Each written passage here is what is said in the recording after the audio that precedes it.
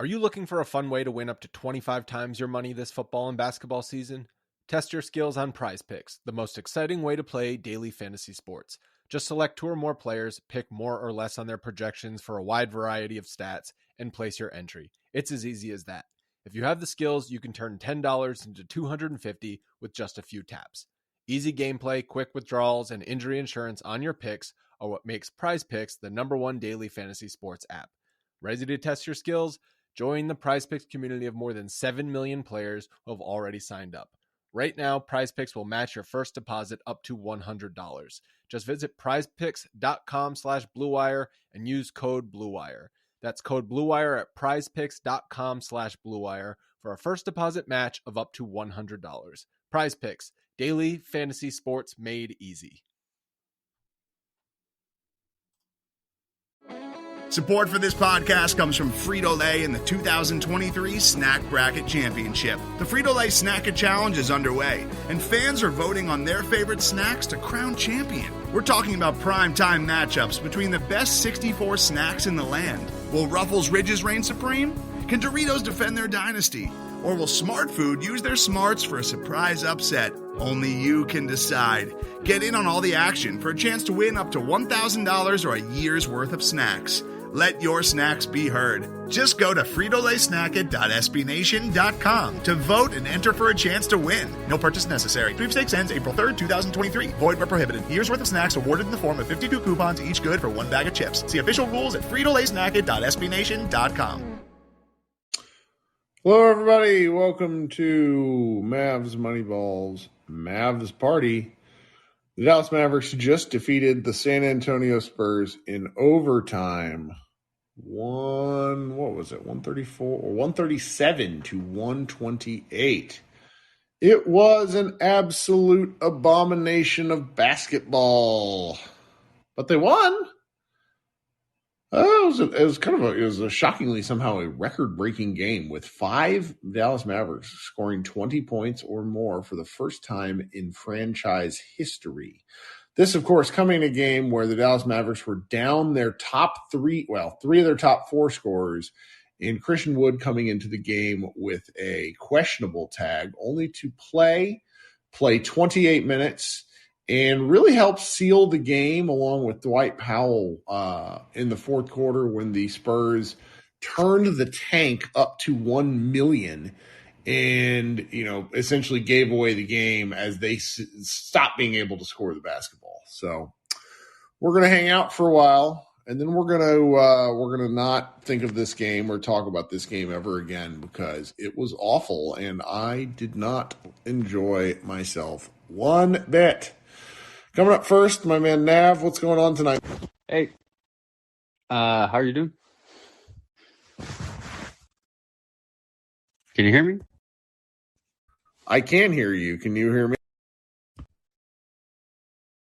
Hey, you there? Yeah, buddy, we can hear you. Oh, sorry. Sorry, my bad. I messed this thing up to start with. So I don't know what Maxey was doing at the end of. All right, my man kicked himself off stage, which is a remarkably impressive skill. We're going to invite him. What he did was the equivalent of Maxey punting himself from the lineup by throwing that bizarre out-of-bounds pass. We're going to give Nav a second to figure out if he can come back in here. In the meantime, I'm going to invite up my guy Sam. There's Nav again. All right, let's try this again. Third time's a charm, right? Yeah, hopefully. There we go.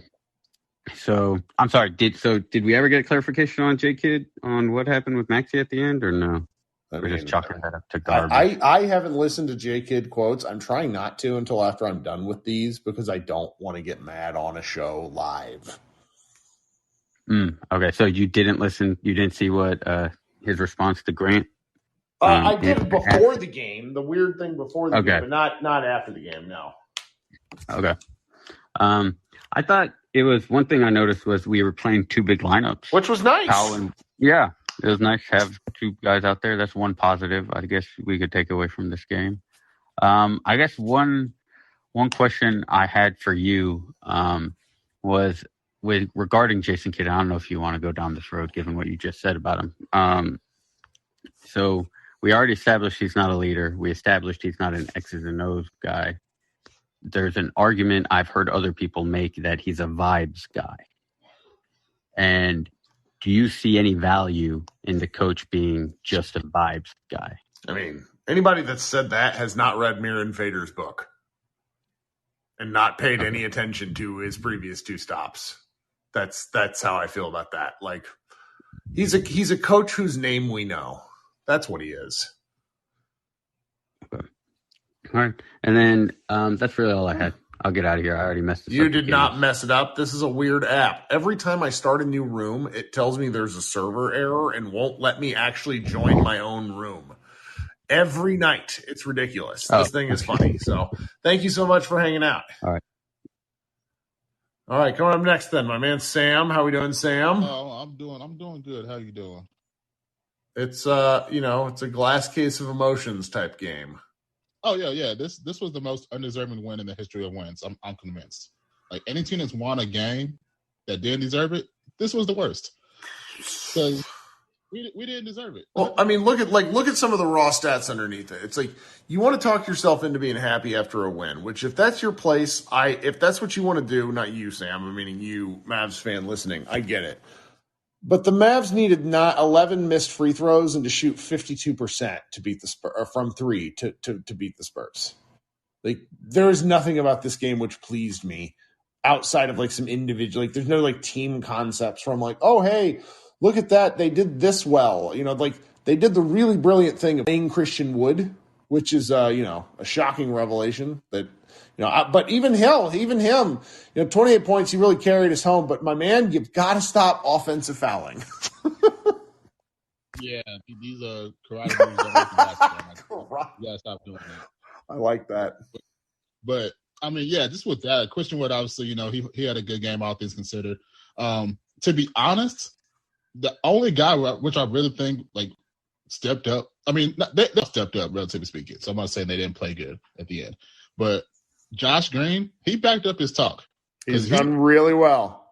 Yeah, he's the one that said, listen, we got to come out with energy. We got to come out and play hard and this and that. And he backed it up, which I could appreciate, because everybody else, for the most part, until Dwight Powell turned into like Wilt Chamberlain and Bill Russell, like in the fourth quarter, like it was ass. Like it was one of those, this is the end type of games. Like, it was literally that close for it to be happening. Because if they lost this game, Kirk, I'm not even joking, I would say, listen, Kyrie, just chill out the rest of the season. Luka, just don't worry about him, man. Let's just tank. I don't really care, because we literally almost lost to a team that was literally not trying to win the game. They weren't trying. They were just playing. The players were trying. It's just like things, when you sit that many guys, because they had 7 guys out, it's like, okay. Yeah. They were playing hard. I'm not saying they weren't, but they weren't. They were trying. You know what I'm saying? Like, they're trying hard, but they're not trying to win. Yeah. So it's like they're just playing, and we just couldn't beat a team that was just playing the game. We just had to bail ourselves out twice, and then even in the end, we still almost gave it away again. Yeah. This. Jacob in the chat says we're forgetting that nobody died, at least. Oh yeah, nobody died. I mean, I was close to choking myself. But other than that, like, yeah, nobody died. But hey, yeah, we won the game. Yay, the Mavericks win. Right. Well, bro, we get to prolong any sort of sense of upset at because they play the Lakers Friday, and the Lakers lost tonight, and the Wolves lost. Somebody pointed that out in the chat. Did not know the Wolves lost. From what I understand, the end of that game was like an abomination of officiating. Like all my group chats were blowing up about that. And then the Lakers lost because Anthony Davis did not play because he had a boo-boo. But he will probably play Friday. Yeah, and I mean, if all things considered, if we win that game, hey, then we'll be fine. I guess you could say, well, we'll be back over 500. I mean, there's an earnest to goodness argument that because they have some games that they just can't afford to lose, and this was one of them. They still play the Spurs one more time, I think. Yeah, we play the Spurs, and I think we play Charlotte twice still. So it's like those got to be at least 3 games. They have to be 3 wins. So It's I said last time I wanted like 70-30 not to make the playoffs. I want to make the playoffs because it's the playoffs. It's fun. But that's right. The team, this has been, all things, speaking, I think this is like one of the worst Mavs seasons of all time, just considering the expectations and just everything that's going on. I mean, hell, the 90s, I don't count the 90s because that was the 90s. But like, even with all the times we were, 50-win teams losing first round series, and losing the finals and all that stuff or whatever. It's just everything that's gone on this year, just with the coaching, the players, the owner, the team building, everything. It's just been an abomination, and then this game just kind of summed it up. So, but I'll get off. I'm just bitching at this point. So you're good, man. Thanks for hanging out. No, in the chat, there's a couple of people having a conversation, talking about who plays Friday, who doesn't play. I think Luka plays Friday. I do agree with that sentiment there. And then Ethan asked if like basically said he thinks Kyrie Irving's going to play. Kyrie Irving's pregame statements tonight, kind of during shoot around, so not tonight, kind of this afternoon, were a little alarming because he's essentially describing a plantar injury that you don't. There's nothing to do with that other than time. Anybody that has had that sort of foot injury, and it's like the tendon that's between like the ball of your foot, going all the way down the base of your foot, like that shit hurts. It really hurts. Like snapping it, like is hard to do, but hurt. Like you can irritate it, and think about what makes Kyrie. His footwork, his impeccable quickness, and if your feet don't work, if your feet are uncomfortable, you're not able to do that. And it was.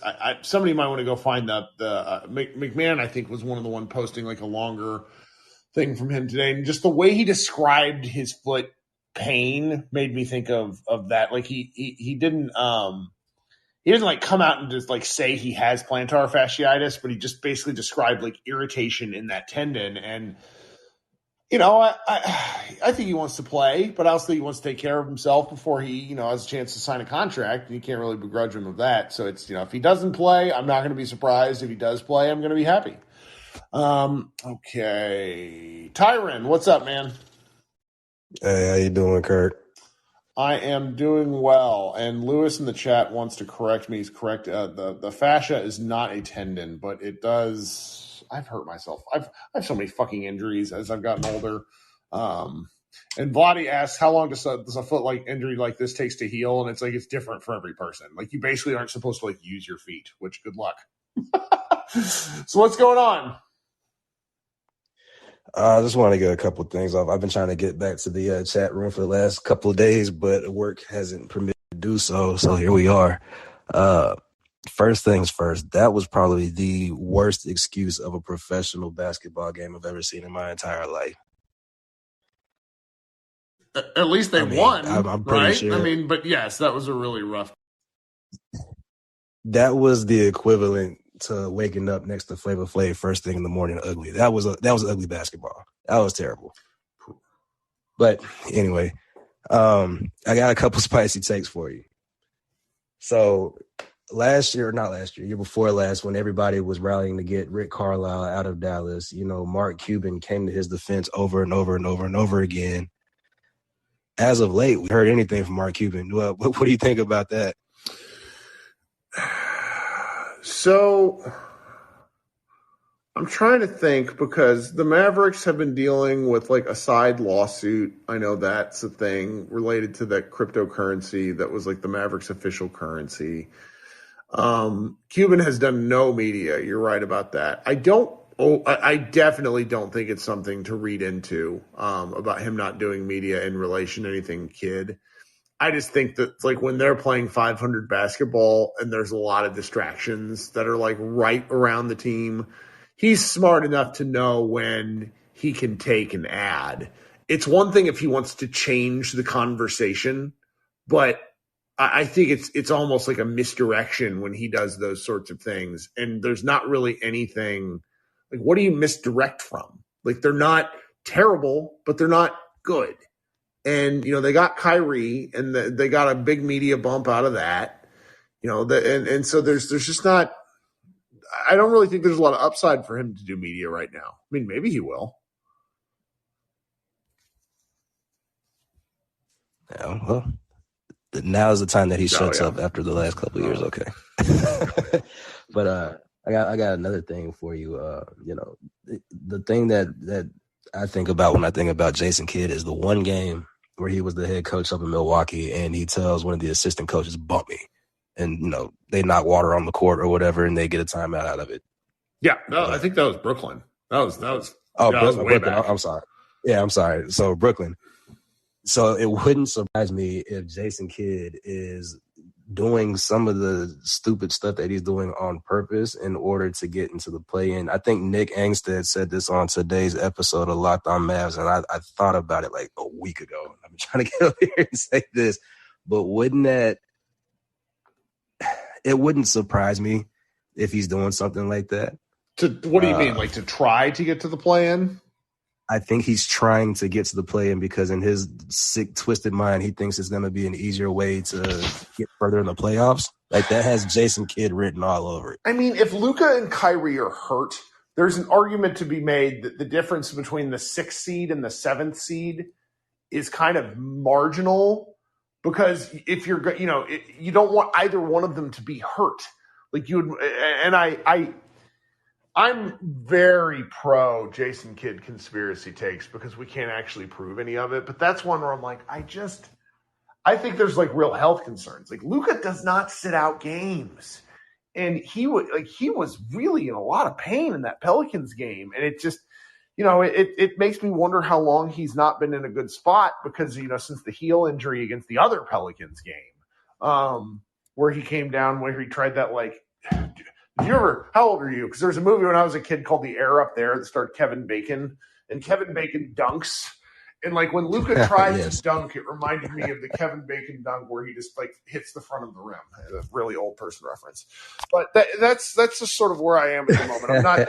I'm not, I could buy it either way. Yeah. And one more thing, and I'll hop off. I was listening to JJ Redick's Old Man in the Three podcast today with Damian Lillard on there. Did you get a chance to check that out? Good show. Oh, it was good. And it's just what Damian Lillard was saying as far as today's NBA really struck a chord with me. You asked, I'm 32, so I grew up, during the Kobe era and Dirk going to the playoffs and all that kind of stuff. I remember that like it was yesterday, and the league has definitely changed and has become it's almost become just not even sports anymore. It's more entertainment than anything. How did you feel about his comments on the show? I mean, Dame is a guy that I feel like I have sort of like mixed feelings about him. I think he does the same thing that like Luka and Harden does, where he plays the way he wants to play, but gets zero criticism compared to Luka. That's a side tangent, but it colors like my perception of him, despite like how freaking cool a lot of his play is. But when he talks about a lot of it, he's a guy who's a gamer. He played through that ab injury for like years. Like he had the thing that took him out last year. He was dealing with that for like 2+ seasons. He just didn't want to get it fixed. And so it's like, I understand so much of this though. And I've learned this. I really thought it was players. But what I've learned is that a lot of times with the way that these teams are getting screwy with load management is it really is the teams.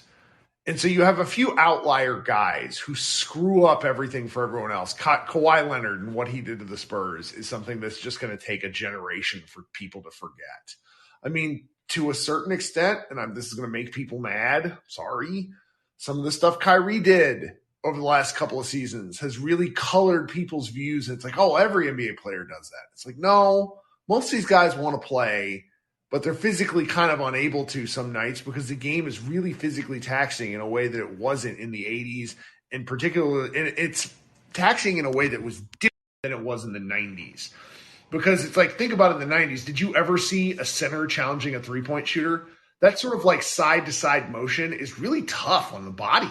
Like it's like the obliques and that sort of muscle. So it's like, I see his point, but I also don't know how to fix it unless you really do some rule changes to the game itself.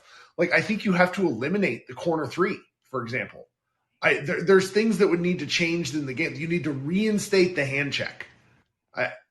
You just slow down scoring. Like there's things that I think that would need to that would change the game and then change how players approach the game. Does that make any sense? No, totally. And one thing that stuck out to me about the interview was JJ Redick was in response to Damian Lillard saying that some younger players don't pay their dues essentially, and they're just handed the keys to these NBA organizations. And it sounded almost like JJ Redick was talking about Luka at one point in that podcast without name dropping. Think about it. Think about the guys. There's Trey. There's Luka.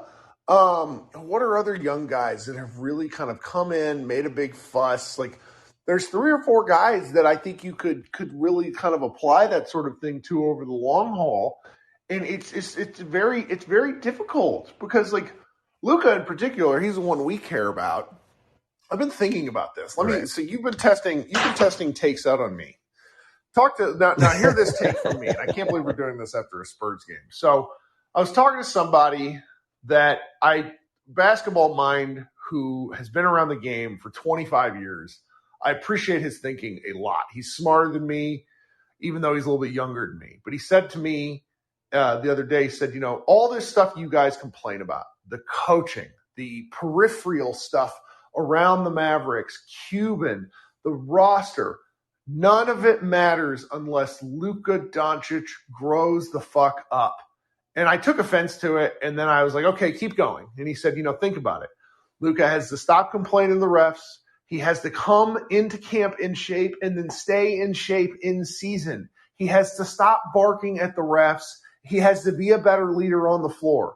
If those things don't happen, all the other stuff that you guys complain about all the time does not matter.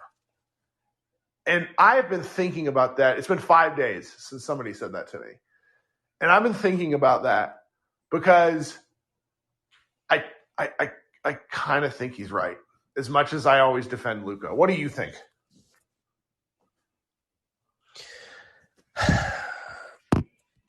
I kind of jump on the bandwagon of JJ Redick and JJ Barea. I want Luka to first and foremost give a shit. And I think after that, I'm not saying he doesn't now, but if he really did, he wouldn't be out of shape. He wouldn't be complaining to referees. He wouldn't be, sitting out defensive possessions to do whatever the fuck he wants on the other side of the court. Like that kind of stuff needs to stop. And once that stops, everything else will fall into place.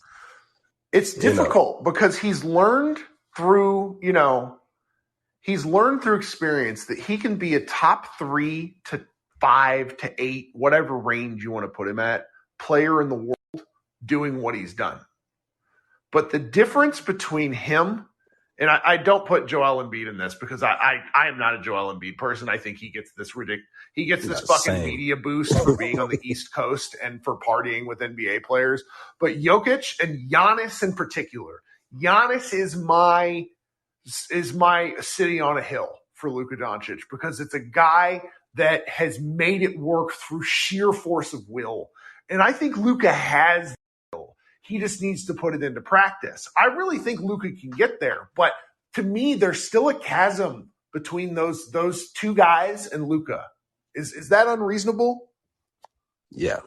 No, it's the innate competitive nature that Giannis has. And once, I don't know what it's gonna take to, get Luka to tap into that. But, once he has a summer, where Jordan just took the whole summer off and started bulking up and really getting his shit together, until we see that Luka, we're gonna be stuck with the crybaby, defense playing, temper tantrum throwing as Luka Doncic. And I love Luka to death. I don't want anybody to take this. Right. This comes from a place of love that is so fierce that it's kind of hard to describe. It's like the kind of thing you would tell a family member or a best friend if you see them fucking around, because he's that special.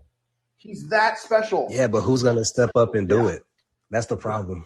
Well, I think we've had some great takes tonight. What do you think?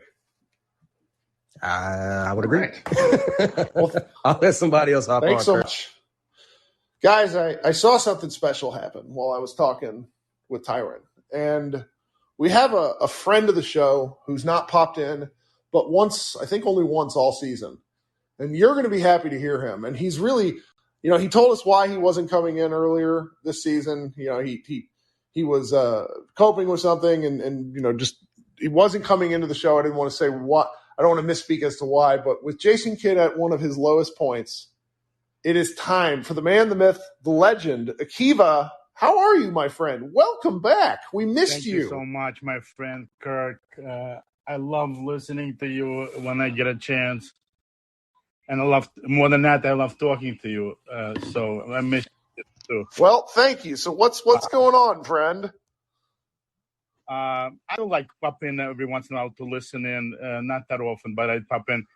But I'll tell you, you just said something that your friend told you about the coach and the Cuban not mattering if Luka doesn't get his act together.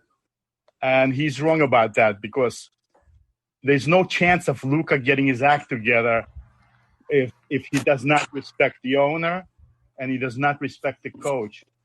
And he cannot respect those guys because they stink. See, now this is a fun thing. So you're a parent, and it's so difficult when you've lost someone, when you're in charge of them, when you're kind of playing a role in their lives. If you've lost someone's ear, to a certain degree, I don't think you can ever get it back. And one of the side processes to this, because I think I agree with you. But then the question becomes, who does Luka Doncic respect? Because he didn't like Rick Carlisle. Rick Carlisle, NBA champion coach. Phil Jackson's too damn old. Who's left? Maybe some player that would come in, and but then maybe it's interesting that they never really tried hard or didn't want to get what's his name in Goran Dragic. Yeah, I agree with that. And I'm not sure why that would be. Whether Luka really didn't want him there, which I've heard. Just to be quite honest, I've heard that there were elements of like he and Luka, well, obviously are lifetime friends. I have heard things to where Luka would have been okay with it, but was also not super mad that it didn't happen. And if Luka really wanted to happen, it would have happened. Right. There's no question about that. So a lot of it is on Luka, but also, as I said from the beginning, when they've hired Jason Kidd, if you don't have a coach, you don't have anything. You have a ceiling that you cannot break through. Yes, it's possible. I could even say it's possible if Kyrie and Luka are totally healthy. You never know what could happen. But I would still say, even if the unbelievable happened and they went all the way, I still say that Kidd is a terrible coach, and you can't have that. You can't. Well, one of the things I've been kind of running through this year, particularly as it pertains to Luka leadership, and really sort of the length of business relationships, particularly competitive enterprises. I think that Cuban's sort of desire to have the Mavs, Mav for life mantra really bites him in the ass, because in any competitive industry, anything where you're striving to really achieve something, there's going to be friction. And with friction sometimes means like the end of relationships. And there's nothing wrong with a relationship ending so long as you don't wait too long. And I think they did that with Jason Kidd, or not Jason Kidd, Rick Carlisle. They certainly did it with Donnie Nelson. Like Nelson maybe should have been gone almost immediately. Yeah. Rick Carlisle maybe after Luka's rookie year. But you don't at a certain point, it's like, why keep trying things that maybe aren't working? Relationships ending is okay. And I wish the Mavericks understood that, where it's like, if you have Luka Doncic and let's say you have him for 12 years, if you're lucky, if you go through 4 coaches, that's okay, because that means you learn things and build things from those coaches each time. I mean, I don't think the Mavericks would have won an NBA championship without Avery Johnson before Rick Carlisle, because you sort of learn what you need. And that's, I don't know, I'm rambling at this point, but it's just I wish Cuban sort of had a little bit more of that attitude, because I don't think Jason Kidd's going anywhere. Yeah, this is the terrible thing when you have a bad coach and a bad a bad owner. The owner will take 3, 4, 5 years to get rid of this guy, and then you'll waste it 3 or 4 or 5 years. My favorite general manager was a hockey guy, Lula Muriello. This guy fired the coach when his team was in first place late in the season. But he knew that he had it because he's hanging out around the team in practice. He knows what's going on. He knew that in his heart, he knew that the team was not doing its best. Mm-hmm. He didn't care that the team was in first place. He fired the coach. And it was a name player, former player. I forgot who he was, but that's what it takes. And I'll tell you one other thing. I'll tell you the difference between Luka is not. To me, he's like, I love Luka. I love his talent. I still love watching him. There's no question. But he's a psycho, and he doesn't. I'll tell you, he's not a real man like Jokic is. He is the difference. He is the difference. He is the difference. Wow. Remember how, what's his name, Morris stepped on Luka's ankle? Yeah. Wow. And several times I saw players rough Luka up, whether it's Russell Westbrook or a couple of other guys who I think maybe who was it that the later joined the Mavs also did it to him. Anyway, Luka always in those instances he jumps up, he starts wanting to go head to head, but he never really gets in a lick. Remember what happened with Jokic when one of the Morrises? Oh yeah, grab him by the neck. Him. He didn't give a rat's ass. He didn't give a 2 seconds chance for anybody to get in between him and Morris. He went straight at him, put him out for the season or half a season, whatever it was. That's how you act if you're a man.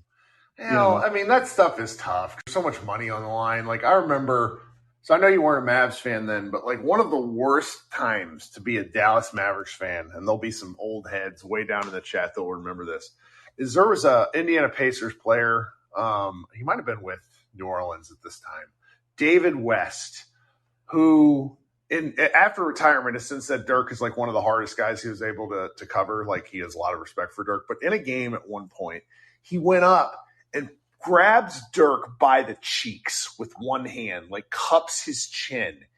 And Dirk did nothing. The Mavericks did nothing.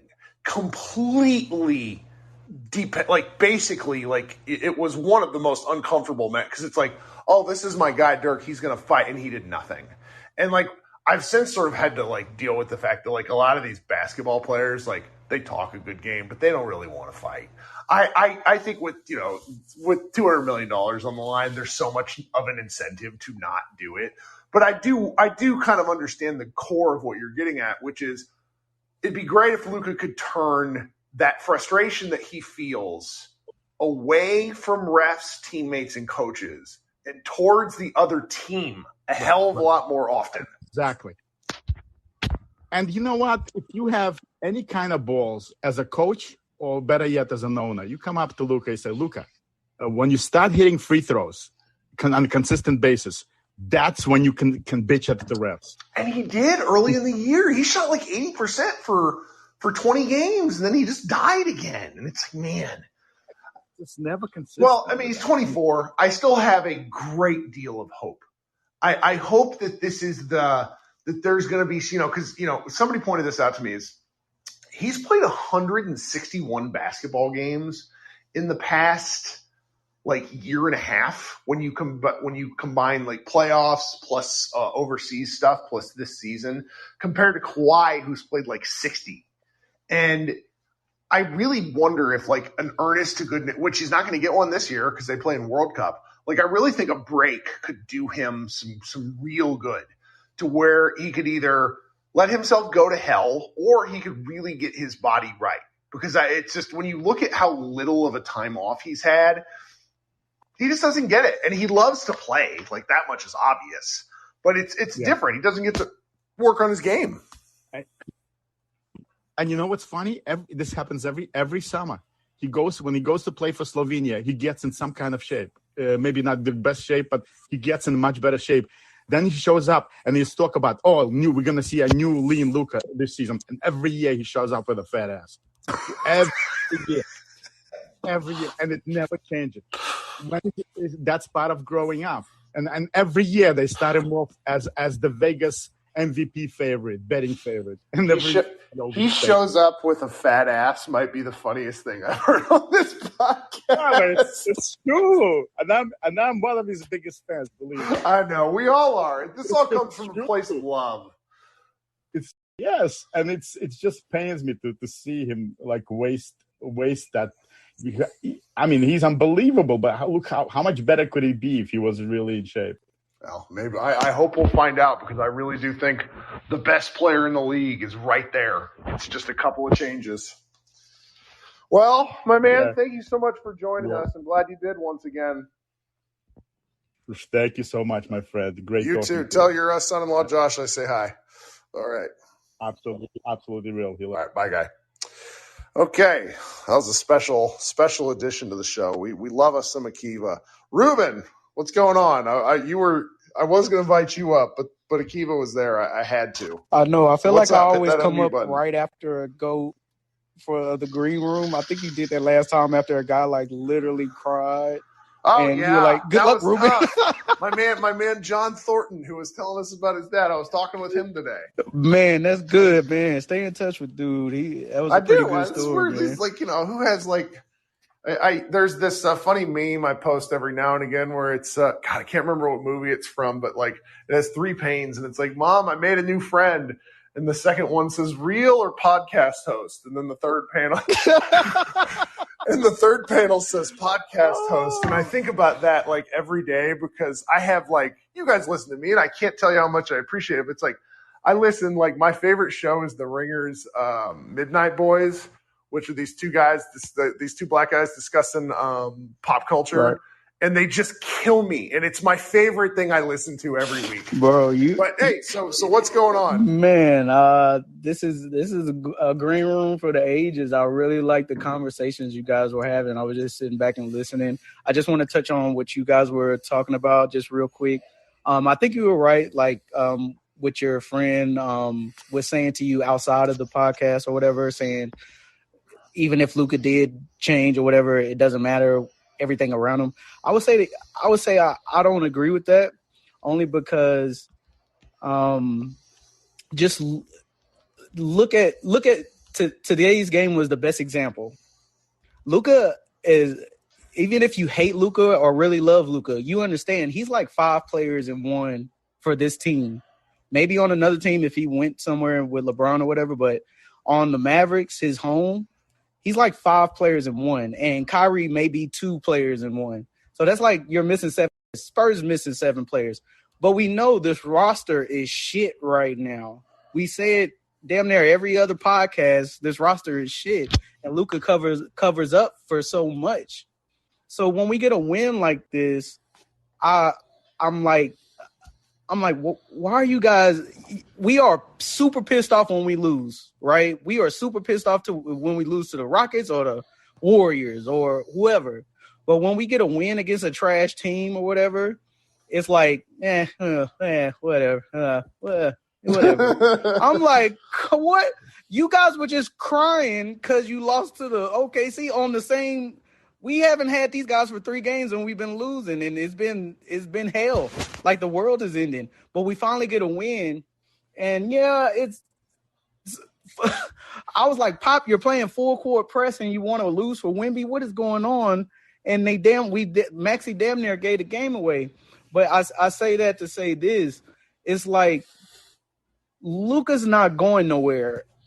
If you give Luka he can fire a coach quicker than we can, quicker than Cuban can. Yes. He has that power now, whether you want to admit it or not. The Mavs, when the Mavs miss the playoffs, that means something is wrong. We, like in Dirk's career, when we miss the playoffs, something is wrong and things change. So I look at Luka not needing a whole different front office, but if you give him good players, he'll take care of the coach as long as him and the coach are on the same page. But if you give Luka players to play with, the sky's the limit for that guy. And I haven't given up on Kyrie. I really hope he gets healthy. He's the best player he's ever played with outside of Seawood, but that's a whole nother conversation we can go to. But you have three guys. I mean, Nico has given this guy two guys to really help him. Seawood is not getting, a fair shot at it to help him, I don't feel like. But yeah, those offensive fouls, he really needs to go to the school. But he went back. I was really happy the kid went back to him in overtime. Yeah. Because I would have understood if kid didn't with how kind of weird he had been. But that was key. That was real key. Yeah. But I hear what you're saying about because the Luka take that I have is very, very chicken or the egg, which came first. And I think the reason that my friend has this take is because with Luka as the superstar, you don't want to leave anything to chance with what the superstar can do. Like, what are the things within that superstar's control? But you want to be able to say, okay, he can't do anything more. And I think there's just been elements of this year, which we've come in here and we've talked about it. The low-hanging fruit for Luka, like a thing that he could stop tomorrow if he really wanted to, is the talking to the refs. I really mean that. But he just won't do it. Fine. He's 20, like you said, he's 24. He's young. Yep. But just look at this game tonight. Look how tired Josh Green was. Do we want him to be Josh Green? I don't want Luka to be Josh Green. He had to play both. Like literally, he looked like a cornerback tonight. It was one possession that the Spurs had. He went from the paint to the three, to the paint to the three, like within seconds. And he was dead tired. He had no more legs left. I don't want to see Luka like that. And that's why you should savor these wins. Savor these wins because you know what type of team this is. It took 5 guys, a record for the Mavs, to score 20 points each or more for us to get this game against Popovich. I just don't look at the Spurs like they're random guys. They are coming from the school of Popovich. Those guys know where to be. Even if they do miss a guy, they're playing just like if that guy was there, and it shows. So I look at Popovich in all the years he's had when it comes to the Spurs, but that's besides the point. But Luka, you just have to put a better squad, and we're digging out the hole that the last regime put us. And damn it, I wish Dirk could have played with Kyrie. I wish Dirk could have played with Seawood. We never gave him that chance through the 20 years he played for the Mavs.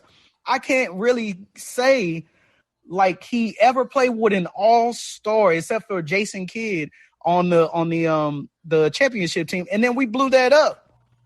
Yeah. So it's like you got to come through it. I know a lot of fans may be new to the Mavs. I'm not sure how long y'all been fans, but I was born and raised in Dallas, so I've been here. Kirk has been here, so it's like I'm looking at it, and I get happy when we get these wins.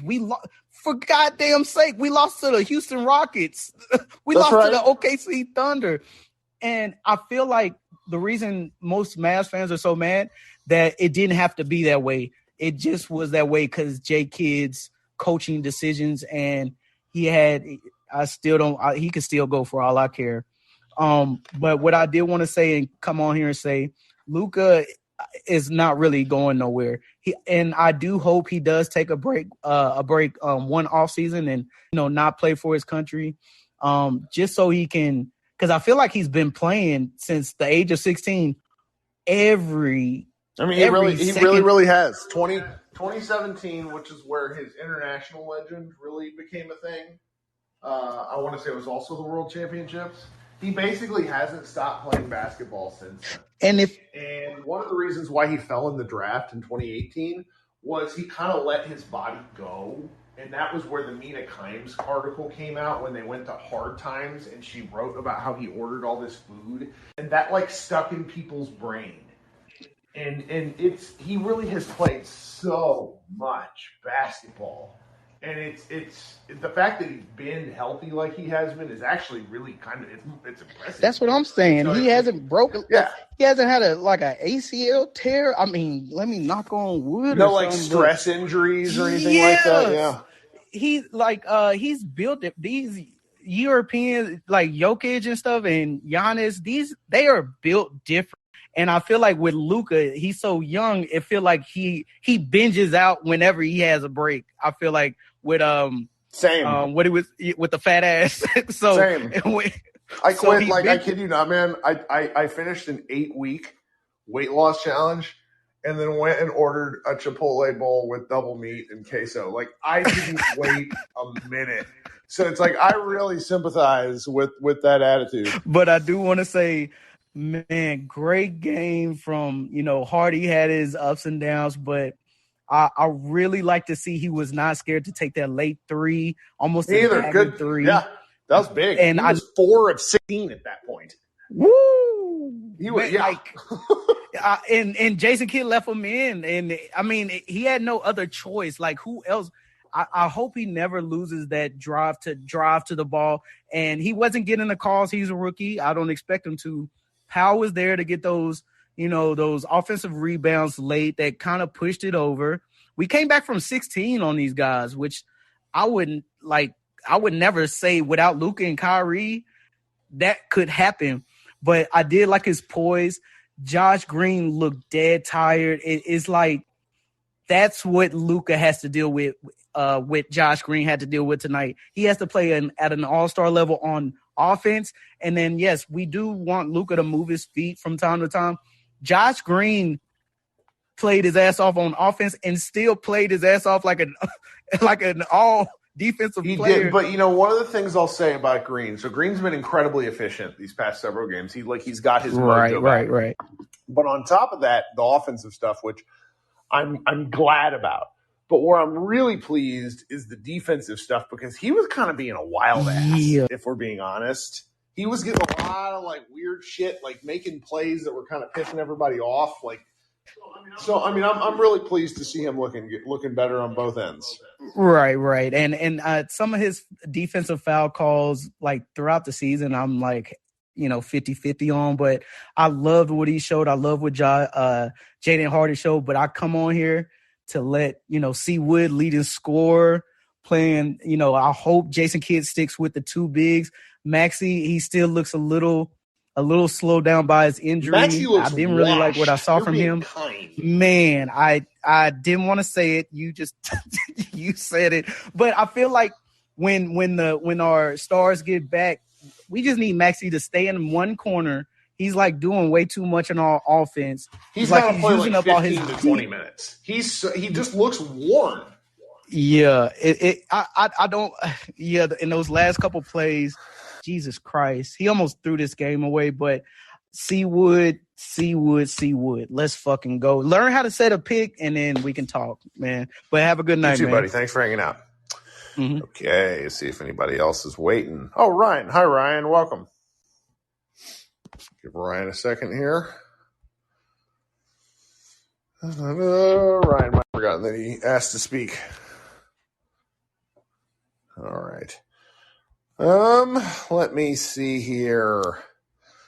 Okay, guys, thanks for hanging out. Appreciate everybody joining the show. Ryan, I'll invite you back up here. Let's try this. When you come out, when it invited you up there, and then it should let you accept. And if it doesn't, let me know in the chat, and we'll bring you up. Man, such a ridiculous show for nothing coming on. But okay, I will try one more time. Ryan failed to send invite. All right, it's spitting me an error, so there's nothing I can do. All right, 15 minutes to midnight. I'm going to go to bed. Thanks so much for hanging out, and we will oh, hey, there's Ryan. Just a great ending of the show for anybody who's listening on podcast the next day. People being like, what in the world is going on here? So, Ryan, shows you up on stage. Hey, here we go. If you pull your – hey, what's going on? Sorry, man. Wasn't giving me a prompt. No, it's fine. This app's weird. Yeah. First off, I want to say a couple really good conversation points earlier on, like, leadership and accountability. And it's just funny because my firm right now has traditionally said something along the lines of, principle-driven, metric-aware, which is the business equivalent of person over player. Sure, okay. I like that. Yeah, and so I think, like, the Mavs are kind of like, they have been the kind of organization that says, yeah, we really value individuals, community commitments, all that kind of stuff. And it's at the point where, like, did Cuban forget the accountability side of the sports business? I used to do that thing the other day on, the Mavs core. And I can't think of an NBA team that keeps guys for 2+ years without wild success. Like, the Warriors do it because they've won championships. But to play Dwight Powell, Maxi Kleber, Tim Hardaway Jr., Dorian until he got traded, Jalen until he left, but, like, the same few guys a ton of minutes every year, and the best you did was a 5-game loss in the Western Conference Finals. It's kind of unheard of. So I think, like, the accountability side, the roster building, we talk about it a lot, but, like, this team is due for a roster trip, and I think about, like, Kyrie's, coming free agency. The best outcome for the Mavs, honestly, and I appreciate Kyrie's talents independent of everything else, but they got to sign and trade him just to get some new bodies in here. Let some of these guys walk and just turn over the roster. I mean, I definitely see the argument, but I also think that what my co-host Josh Bowe wrote a week ago, which was just like, this is the most talent heavy the Mavericks have been in 10 years. And that's just because of Luka and Kyrie. And sending out, like, so it's like sending out one guy for multiple bodies is kind of your pitch. And I get it because they've sort of shown how shorthanded they've been, missing just Dorian's extra body around, for example. Team building is really hard. I mean, you're about to go into a season where if Kyrie leaves, your second and third highest paid players are going to be Davis Bertans and Tim Hardaway Jr. Like, no NBA teams will look at that and go, "This is a great roster." Well, yeah, but that comes from years of mistakes. So it's like what they sort of gotta hope that they could that they could re-sign Kyrie and then do something that we can't even remotely predict. Right. And, I think, like, Cuban, I mean, really since 18 or around about then, has ran the team like an investor would. He's looking for value. He's looking for longer-term, cost-controlled contracts on guys like Maxey and Dorian, which those contracts are very attractive and great and sure tradable. But then when those assets depreciate or whatever, then you don't have a ton left, and you don't actually have the firepower you need to be competitive. I just think that's one of the past. We all know the worst case scenario this season is missing the playoffs and conveying the pick to the Knicks. Like, they cannot be stuck in the middle that hard. They have to either get into the playoffs or tank super hard to get in the top 10. And the last thing I'll say too, just what's really interesting is I used to think that for Luka to be successful and for him to take it to the next level, he needs quality teammates on his team. And then there might be a perception, at least I used to have, of like, he looks at the roster and goes, "There's a bunch of clowns around here. I'm going to do my game. I'm going to try to get us some wins and be successful." But, like, if a guy on this team tries to check me on something, I don't really respect that at all. Mm-hmm. Obviously, like, Jimmy Butler or, like, Draymond Green would be the greatest things that happened in Luka's career if he had to play with him, because they would just be an asshole to him the entire time. Yeah. And I think, I hate the McGee signing, but I get some of the process, because it's like, hey, he's the only guy around here who's been a champion. Like, maybe he can show what it takes to be a champion to Luka. I think that process still was bad, because we all know, like, McGee didn't have a ton to do with that.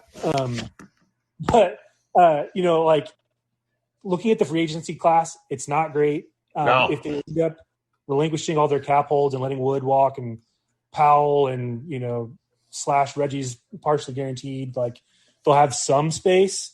Like, why go get a Draymond or somebody? If you're going to get, subpar top money and overpay for somebody, get some intangibles as well. Now, I'd also love the nuclear side of Draymond and Luka both being suspended for getting too many texts in the same season. But I think that would, I think Luka, think about how he talks fondly of his Real Madrid days. Yeah.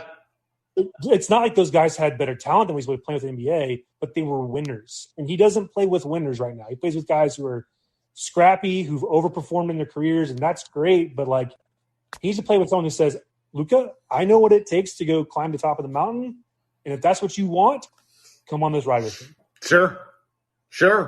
I from what I've sort of discerned, and granted, I don't really have sources because I'm not that kind of person. But from what I've discerned is that through 5 years, there's not a single person in the Mavericks organization who Luka has any interest in listening to at all.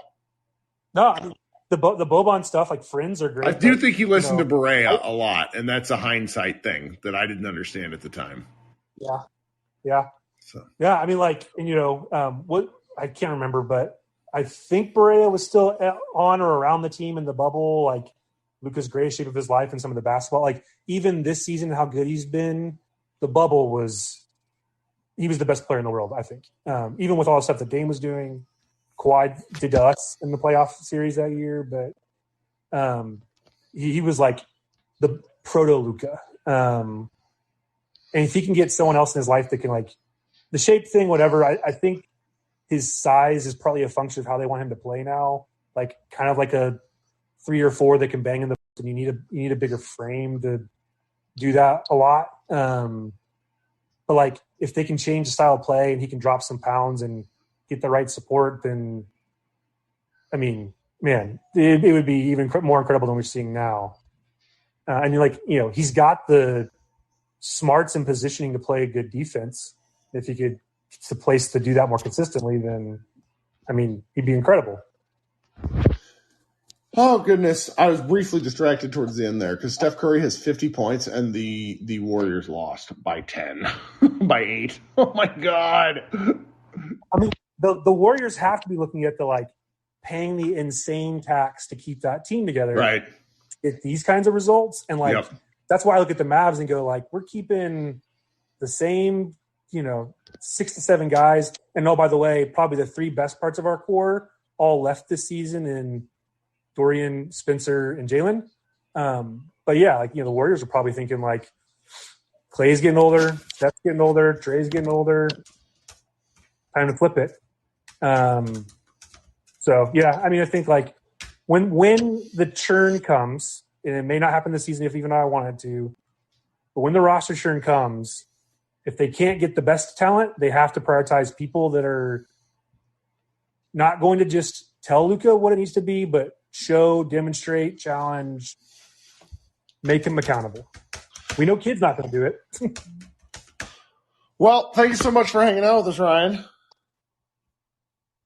All right, talk soon. Guys, we had a great time, almost an hour. Appreciate everybody hanging out. We'll be back late on Friday night. Talk soon. Go Mavs. Today's episode is brought to you by Cars.com.